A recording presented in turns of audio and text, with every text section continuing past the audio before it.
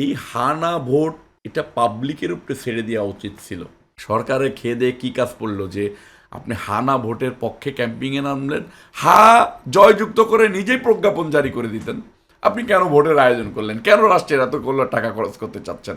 12 তারিখে যেমন জাতীয় নির্বাচন হবে, তেমনি কিন্তু আরেকটি ভোট রয়েছে, যেটি গণভোট, জুলাই সনদের বাস্তবায়নের জন্য।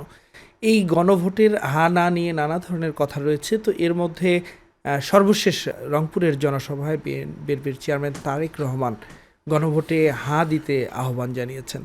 তো অনেকেই বলার চেষ্টা করছেন যে তারেক রহমান অনেকটা চাপে পড়েই আসলে হ্যাঁ ভোট দিতে বলেছেন। আপনার কি মনে হয়? দেখেন, বিএনপির অ্যাক্টিং চেয়ারম্যান জনাব তারেক রহমান সাহেব শহীদ রাষ্ট্রপতি জিয়াউর রহমান সাহেবের সন্তান, যাকে চাপ দিয়ে কখনো হা না বলানো সম্ভব না।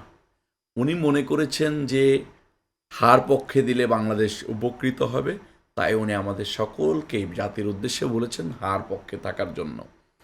আমরা সকলেই হার পক্ষে অবস্থান নিয়েছি, হার পক্ষেই থাকব। দেখেন, এই হা না ভোট এটা পাবলিকের উপরে ছেড়ে দেওয়া উচিত ছিল। এটা পাবলিক বলতে পারেন আপনি সাধারণ মানুষ, সাধারণ দলের উপরে ছেড়ে দেওয়া উচিত ছিল।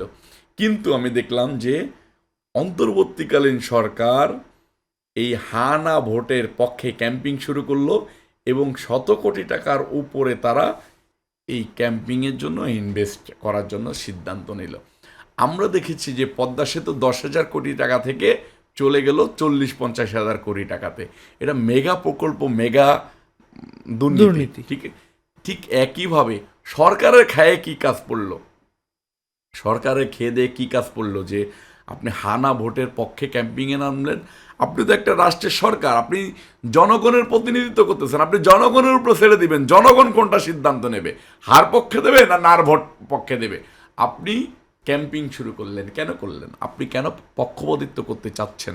বা আপনি যদি আপনার হার পক্ষেই ইস্টাবলিশ করার ইচ্ছা, তাহলে আপনি জয়যুক্ত করে নিজেই প্রজ্ঞাপন জারি করে দিতেন। আপনি কেন ভোটের আয়োজন করলেন? কেন রাষ্ট্রের এত টাকা খরচ করতে চাচ্ছেন? আমার কাছে মনে হয় যে এটা একটা পাগলের কারখানা হয়ে গেছে আর কি। এবং তারা পাগলটা হয়েছে একটা গভর্নমেন্টকে ইস্টাবলিশ করার জন্য, একটা দলকে ইস্টাবলিশ করার জন্য। গভর্নমেন্ট বলতে আমি বলতে চাচ্ছি যে একটা জোটকে ইস্টাবলিশ করার জন্য, একটা দলকে ইস্টাবলিশ করার জন্য তারা মরিয়া হয়ে গেছে।